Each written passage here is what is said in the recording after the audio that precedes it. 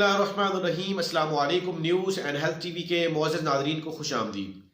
दूर मुकद्दम केस में therapy wax के लोगों ने एक नया पैंतरा शुरू कर दिया है। पहले उन्होंने अतार अबानी साहब की अदालत में एक दरख्वास्त जमा करवाई थी, वहाँ पे रिजेक्ट होने के बाद वही दरख्वास्त थोड़ी सी रद्द-ओ-बदल के बाद उसको इस्लामाबाद हाई कोर्ट के अंदर जमा करवाया है जस्टिस आमिर फ़ारूक साहब को, और वहाँ पे उन्होंने एक अपना मौक़िफ़ इख्तियार किया है। आपको याद होगा कि मैंने आपको बताया था कि इस दरख्वास्त को किस बिना पे रिजेक्ट किया गया और इसके अंदर मुद्दा क्या बयान किया गया।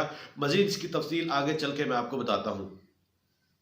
मज़ीद वीडियो देखने से पहले आप लोगों से रिक्वेस्ट है कि मेरे चैनल को सब्सक्राइब करें और साथ लगे बेल आइकन को भी प्रेस करें ताकि आपको अपडेट मिलती रहे। नाज़रीन, आपको याद होगा कि थेरेपी वैक्स के जो जख्मी हुआ था अमजद महमूद, उसने एक दरख्वास्त जमा करवाई थी प्राइवेट के तौर पे, और उसके अंदर अपना मौक़िफ़ इख्तियार किया गया था कि मैं एक स्टार विटनेस हो सकता था इसके अंदर, लेकिन मुझे मुल्ज़िम के तौर पे पेश किया गया और साथ साथ तफ्तीशी अफसर के ऊपर इल्ज़ामात लगाए गए, इल्ज़ामात की बुछाड़ की गई और कहा गया कि जाहिद जाफर और उनके साथ जो है इनकी मिली भगत है और इसलिए केस को ख़राब करने की कोशिश की गई। और कहा गया कि वहाँ पे दूसरा शख्स जिसके ऊपर अटेम्प्ट टू मर्डर हुआ था, वो अमजद महमूद, उसके ब्लड सैंपल नहीं लिए गए, उसके कपड़े नहीं लिए गए। उस हवाले से कोई इस किस्म की कोई जो इंफॉर्मेशन या उनकी जो बयानात हैं वो भी कलमबंद नहीं किए गए। बिल्कुल किसी किस्म की कोई कार्रवाई नहीं की गई। इसकी वजह उन्होंने बताई थी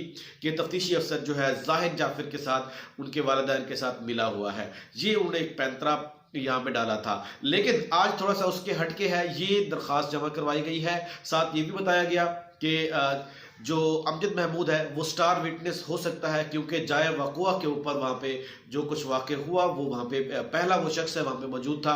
और इसके हवाले से जो दूसरी बात यहाँ पे बयान की गई है वो बहुत ही अहम है। उन्होंने ट्रायल कोर्ट को या इसका जाहिद जाफर के केस के हवाले से अदालत को फैसला करने से दरख्वास्त की है कि अभी इसको रोक दिया जाए। जब तक इसका फैसला नहीं हो जाता तब तक जो है ट्रायल कोर्ट को रोक देना चाहिए। इस हवाले से ये बहुत बड़ी डेवलपमेंट ये सामने आई है। अब जस्टिस आमिर फ़ारूक साहब ने इसके ऊपर अपने जो ऑर्डर है वो जारी करने हैं।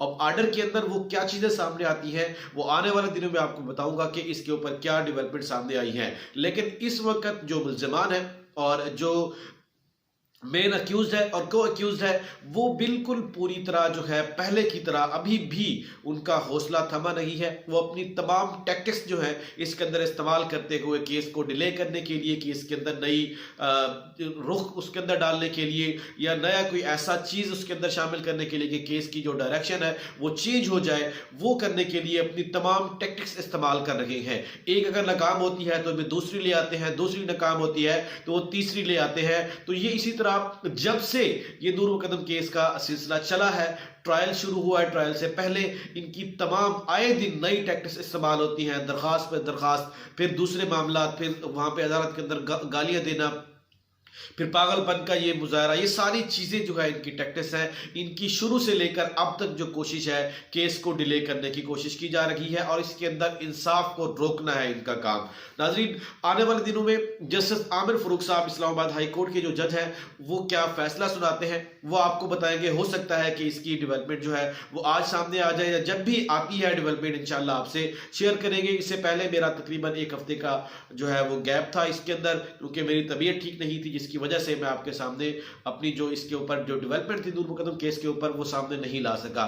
लेकिन जो कुछ अहम डेवलपमेंट हुई है जो मैं आपके सामने शेयर नहीं कर सका, आपसे डिस्कस नहीं कर सका, इंशाअल्लाह अपनी वीडियोस के अंदर आपसे डिस्कस करते रहेंगे। लेकिन आज के लिए इतना ही। मुझे दीजिए इजाजत। अल्लाह ताला हम सबका हामी नासिर। अस्सलाम वालेकुम।